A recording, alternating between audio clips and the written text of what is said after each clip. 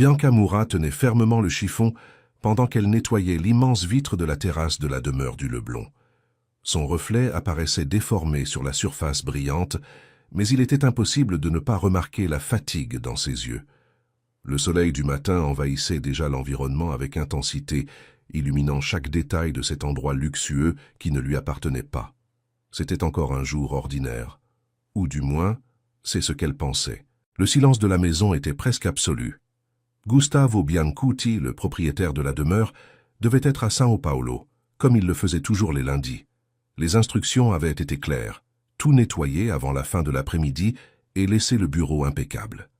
Bianca entra dans le bureau avec précaution, comme si cet environnement exigeait du respect. Le bureau en bois sombre était organisé, les papiers alignés, l'odeur légère de parfum masculin encore présente dans l'air. Elle commença à nettoyer lentement, passant le chiffon avec précision, presque comme un rituel, jusqu'à ce qu'elle entende des pas fermes, à l'intérieur de la maison. Bianca se figea, le chiffon s'arrêta au milieu du mouvement. Son cœur s'accéléra immédiatement. Ce n'était pas possible. Gustavo ne devait pas être là. Elle tourna lentement le visage vers la porte, et alors elle le vit. Gustavo Biancuti était debout sur le seuil, observant chacun de ses mouvements. Mais ce n'était pas tout. Son expression n'était pas de surprise, c'était d'analyse, de quelqu'un qui essayait de comprendre quelque chose. « Monsieur, vous êtes rentré plus tôt », dit Bianca, essayant de garder une voix ferme. Gustavo ne répondit pas immédiatement. Il entra simplement dans le bureau à pas lents. « Je suis rentré », répondit-il enfin. « Et apparemment, je suis arrivé au bon moment. » Bianca fronça légèrement les sourcils. « Je n'ai pas compris, monsieur. » Il ignora la réponse. Il s'approcha du bureau. Il prit un papier, puis un autre, et alors il la regarda directement. « Vous avez touché au document ?» L'air sembla disparaître de l'environnement. « Non, monsieur, » répondit-elle rapidement. « Je nettoyais seulement. » Gustavo leva l'une des feuilles. « Alors pouvez-vous m'expliquer cela ?» Il tourna le papier dans sa direction. Bianca regarda et sentit le monde s'arrêter. C'était un contrat, avec des annotations techniques, des corrections, des observations détaillées, tout écrit à la main, et c'était son écriture. Le silence devint lourd. « Je peux expliquer », dit Bianca, sentant sa gorge sèche. Gustavo croisa les bras. « Je vous écoute. » Bianca respira profondément. Elle savait que c'était le moment. Soit elle mentait et soit tout changeait. « J'ai vu le document hier, » commença-t-elle. Il était ouvert sur le bureau. Je voulais seulement nettoyer, mais j'ai fini par lire quelques parties. Gustavo ne l'interrompit pas. Il continua simplement à la regarder. Et j'ai remarqué quelques erreurs. Des erreurs ? Répéta-t-il avec un léger ton d'incrédulité. Oui, des termes mal traduits, des clauses ambiguës, des risques juridiques. Le regard de Gustavo changea. Il y avait maintenant de l'intérêt. Et vous avez décidé de les corriger ? Bianca baissa les yeux. Je sais que je n'aurais pas dû, mais cela semblait important. Gustavo laissa échapper un léger rire sans humour. Important ? Vous avez idée de ce qu'est ce document ? Bianca hésita une seconde.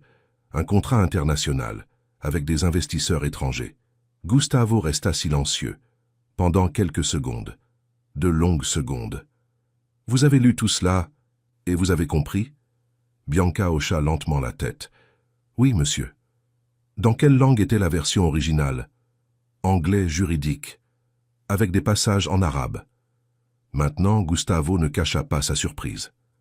Arabe ? Bianca leva le regard. Oui. Et vous comprenez l'arabe ? Un autre silence, mais cette fois différent. Je le comprends.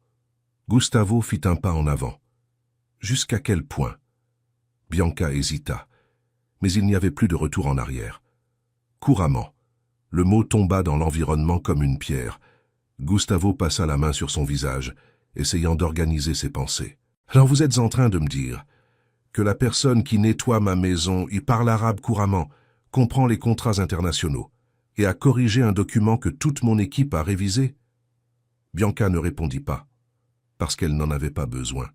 C'était exactement cela. Gustavo laissa échapper un soupir. Il marcha jusqu'à la fenêtre. Il resta quelques secondes à regarder la vue. Et alors il dit, sans se retourner, « Qui êtes-vous, Bianca ?» La question n'était pas simple, et elle le savait. « Je suis seulement quelqu'un qui avait besoin de travailler », répondit-elle avec sincérité. Gustavo se tourna lentement. « Cela ne répond pas à ma question. » Bianca respira profondément. « J'ai obtenu un diplôme en relations internationales. J'ai fait une spécialisation en commerce extérieur. J'ai étudié les langues depuis jeune. » Où ? Université fédérale. Et comment quelqu'un avec ce parcours finit ici? La question vint sèche, directe, sans jugement, mais avec du poids. Bianca tarda à répondre, parce que personne ne m'a donné une opportunité. Le silence revint. Mais maintenant, il était différent, plus humain. Gustavo regarda à nouveau le papier, puis elle. Ces corrections, il feuilleta les pages. Elles sont correctes. Bianca ne dit rien. Très correctes, compléta-t-il. Il marcha jusqu'au bureau. Il s'assit, et pour la première fois, il semblait penser non pas comme un patron, mais comme quelqu'un face à une découverte. Vous savez ce qui se serait passé si ce contrat avait été signé comme ça? Probablement des pertes, ou une rupture d'accord. Gustavo hocha lentement la tête. Des millions. Bianca avala sa salive. Je voulais seulement aider. Gustavo appuya ses coudes sur le bureau. Et vous avez aidé. Quelques secondes de silence supplémentaire. Alors, il prit une décision. Vous ne nettoierez plus cette maison. Le cœur de Bianca s'emballa, c'était ça. Elle allait être licenciée. Je comprends, monsieur, dit-elle, se préparant déjà. Non, vous n'avez pas compris, l'interrompit-il. Elle leva le regard. À partir d'aujourd'hui, vous travaillez avec moi. Le monde s'arrêta. Quoi? Vous allez venir avec moi à une réunion demain. Je veux voir jusqu'où va ce talent que vous avez caché pendant des mois. Monsieur, je n'ai pas de vêtements appropriés. Je n'ai pas d'expérience pratique. Ce n'est pas un problème. Il se leva. Le problème serait que je continue à ignorer quelqu'un comme vous dans ma propre maison. Bianca sentit ses yeux s'embuer. « Pourquoi ?» demanda-t-elle doucement. Gustavo la regarda fixement. « Parce que le talent ne peut pas rester caché. » Et il compléta. « Et parce que je suis fatigué de faire confiance à des gens qui ne livrent pas la moitié de ce que vous avez fait en silence. » Bianca respira profondément. Pour la première fois depuis longtemps, elle ressentit quelque chose de différent, de l'espoir. « Alors, vous acceptez ?» demanda Gustavo. Elle tarda quelques secondes, mais elle connaissait la réponse. « J'accepte. » Gustavo sourit légèrement. « Excellent. » Il marcha jusqu'à la porte. Et avant de sortir, il dit « Ah, Bianca !» Elle regarda. « Demain, vous ne viendrez pas en tant qu'employé. » Pause. « Vous viendrez en tant que ma partenaire. » Bianca dormit presque pas cette nuit-là. Elle resta assise au bord de son lit simple dans son appartement, regardant le vide, essayant de comprendre ce qui se passait. En moins d'une journée, sa vie avait été complètement bouleversée. Quelques heures plus tôt, elle était invisible. Maintenant, elle avait été invitée à une réunion de millions, et pas en tant que figurante, en tant que pièce importante. Son cœur s'accélérait rien que d'y penser. Le lendemain, avant même que le réveil ne sonne, elle était déjà debout. Elle ouvrit son petit placard et resta à regarder ses vêtements avec une certaine frustration. Rien là-dedans ne semblait approprié. Rien ne correspondait au monde dans lequel elle était sur le point d'entrer. C'est alors que son téléphone vibra. Message de Gustavo. « Je suis en route. Fais-moi confiance. » 20 minutes plus tard, une voiture noire s'arrêta devant l'immeuble. Le chauffeur ouvrit la porte comme si c'était une routine. Mais pour Bianca, ce n'était pas le cas. Elle entra en silence. Pendant le trajet, elle essaya d'organiser ses pensées, mais c'était impossible. Quand ils arrivèrent, ils ne se rendirent pas directement à l'entreprise. Ils s'arrêtèrent devant une boutique sophistiquée. Bianca hésita avant d'entrer. « Gustavo, je ne sais pas si... Tu sais, » l'interrompit-il avec calme. « Tu n'es simplement pas habitué. » Elle respira profondément. Elle entra. Les vendeuses la regardèrent rapidement, l'évaluant. Mais Gustavo ne le remarqua même pas. Ou peut-être s'en fichait-il simplement. « Choisis ce qui te fait te sentir en sécurité, » dit-il. Bianca marcha entre les portants. Elle touchait les tissus avec précaution, comme si elle avait peur de les abîmer, jusqu'à ce qu'elle trouve un ensemble simple, élégant, bleu foncé, sans exagération, mais fort. « Celui-ci, dit-elle, presque en chuchotant. Gustavo regarda et hocha la tête. « Parfait. » Quelques minutes plus tard, Bianca sortit de la cabine d'essayage, et pour la première fois, elle ne semblait pas quelqu'un qui essayait de s'intégrer, elle semblait quelqu'un qui appartenait à cet endroit. Gustavo le remarqua, et il ne dit rien, mais il sourit. « Allons-y, » dit-il simplement. La voiture se dirigea vers le centre de Rio. L'immeuble était imposant, vert, acier, silence. En entrant dans la salle de réunion, Bianca ressentit l'impact. Des hommes en costume, expressions sérieuses, conversations en anglais, quelques passages en arabe. Elle respira profondément. Gustavo marcha avec assurance. « Messieurs, dit-il, voici l'équipe. » Et alors, regardant Bianca, « Et voici Bianca Moura. » Quelques regards curieux, d'autres indifférents, jusqu'à ce que l'un des hommes parle, en arabe. Question directe. Test. Gustavo tourna légèrement le visage, mais avant qu'il ne réponde, Bianca répondit, couramment, naturellement, sans effort. La salle se tut, l'homme arqua les sourcils, surpris. Impressionnant, dit-il, souriant maintenant. Gustavo observait, sans cacher sa fierté. La réunion commença, et lors des premières interactions, Bianca était encore réservée, prudente. Mais alors un problème surgit, une divergence. Un investisseur n'était pas d'accord avec un point stratégique. La tension augmenta. La conversation commença à bloquer. Ce fut alors que Bianca parla, avec calme, sans élever la voix. Elle expliqua le point, traduisant non seulement les mots, mais les intentions, le contexte, la culture. La façon dont elle conduisit changea l'ambiance. L'investisseur hocha la tête. Un autre compléta, et en quelques minutes, l'impasse disparut. Gustavo la regarda, et à cet instant, il en eut la certitude. Elle n'était pas seulement bonne, elle était essentielle. 2 heures plus tard, la réunion se termina. Contrat en bonne voie, ambiance positive, et quelque chose de plus important, le respect conquis. En sortant de la salle, l'un des investisseurs s'approcha. « Monsieur Biancuti » pause. Il regarda Bianca. « Vous avez une professionnelle extraordinaire à vos côtés. » Gustavo répondit avec fermeté. « Je sais. » À l'extérieur, dans le couloir, Bianca relâcha l'air qu'elle retenait. « J'ai cru que j'allais bloquer, » dit-elle, riant nerveusement. « Tu as sauvé la réunion, » répondit Gustavo. Elle secoua la tête. « Non, je seulement... » « Bianca, » l'interrompit-il. « Arrête. » Elle resta silencieuse.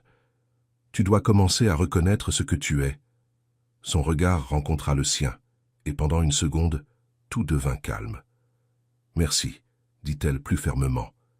Gustavo hocha la tête. Mais il y avait maintenant quelque chose de différent dans son regard. Quelque chose au-delà de l'admiration. Sur le chemin du retour, le silence n'était pas inconfortable. Il était nouveau. Chargé. « Il y a encore une chose, » dit Gustavo, regardant devant lui. « Quoi ?»« L'investisseur principal veut une 2e réunion. C'est bon ?»« Très bon. »« Quand ?» Pause. « À Dubaï. » Bianca resta immobile. « Dubaï. »« Oui. » Elle rit nerveusement. « Ça ne peut pas être sérieux. »« Ça l'est, » répondit-il. « Je n'ai même jamais quitté le pays. Alors il est temps. » Elle regarda par la fenêtre. Le monde semblait différent. « Et tu veux que j'y aille ?» Gustavo tourna le visage. « J'ai besoin que tu y ailles. » Silence.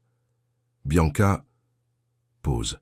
« Je n'arrive pas à conclure cela sans toi. » Les mots restèrent dans l'air. Elle le sentit. « Alors j'y vais.